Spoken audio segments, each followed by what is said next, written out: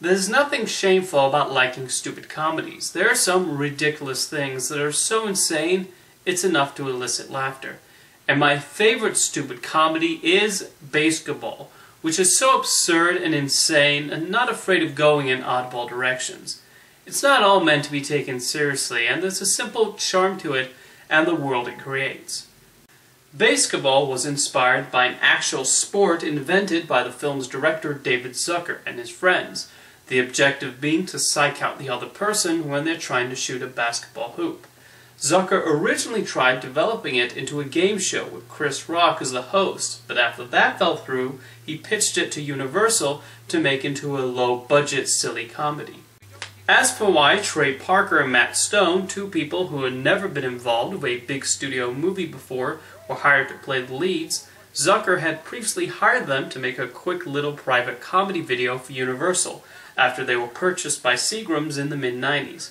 Your Studio and You, a hilarious send-up on 1950s educational films, along with their animated short The Spirit of Christmas, then helped pave the way for South Park to be produced. Park and Stone actually thought South Park would be quickly cancelled after the initial episode order, and signed on to star in BASEketball so they could have something else to do after South Park failed. Of course, when it became Comedy Central's biggest hit, they found themselves switching between working on South Park and filming their scenes on BASEketball. With that quick history out of the way, why do I think BASEketball is so funny? Well, first and foremost is how fast and loose the gags hit, and most of them are very funny. They're delightfully crude, yet David Zucker manages to make them weirdly innocent. The jokes shift from simple sight gags to politically incorrect humor. Throughout it all, the film parodies the underdog sports films, right down to the sick children who desperately want our heroes to win the game. There are also a lot of jokes related to the various teams and their mascots, some of which veer into inappropriate, which is not that far off from real-life sports teams. Even with all the stupid gags, the whole of BASEketball also serves as a satire on how sports teams and stadiums are continually bought by corporations and sponsors that flash their logos all over the place, which actually drives a lot of the motivation for making BASEketball a big league sport. One of the funniest running gags in the film is when the various players try to psych each other out, with a good amount being at the expense of Cooper and Reamer's friend, Squeak.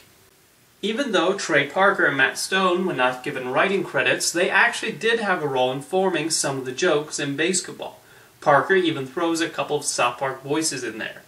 While they were not exactly experienced comic actors and surprising leads for a summer comedy produced by a major studio, they both gave excellent performances and helped make Cooper and Reamer into actually fully formed characters. Well, as developed as these sort of characters could be. Parker's comedic timing is on point, and he's particularly good at reaction shots. Matt Stone is mostly saddled with a fairly stupid best friend, but it really does give the role his all. It says a lot about Trey Parker and Matt Stone's comedic talents that they can take a simple scene of them repeating the same obnoxious word over and over again and make it very funny and even sweet. They also more than handle the physical requirements for the roles. I also greatly enjoy the visual gags. There are a lot of background jokes going on, and the production designers deserve a lot of credit for what they put into the stadium designs and sports uniforms featured throughout the film. A lot of that typical Zucker humor is seen all throughout the film. The use of two real-life commentators is also done to funny effect, whether you're familiar with Bob Costas and Al Michaels or not. Fun fact, Mr. Michaels is the reason Disney now owns the rights to Oswald the Lucky Rabbit. Tell him thank you. In conclusion, BASEketball may be incredibly stupid, but it holds no apologies for it. It's so silly and joyful, I find myself enjoying it a lot. They may have later had bigger success with South Park and the Book of Mormon, but BASEketball nonetheless remains one of my favorite things with Trey Parker and Matt Stone's name on it. See you next time.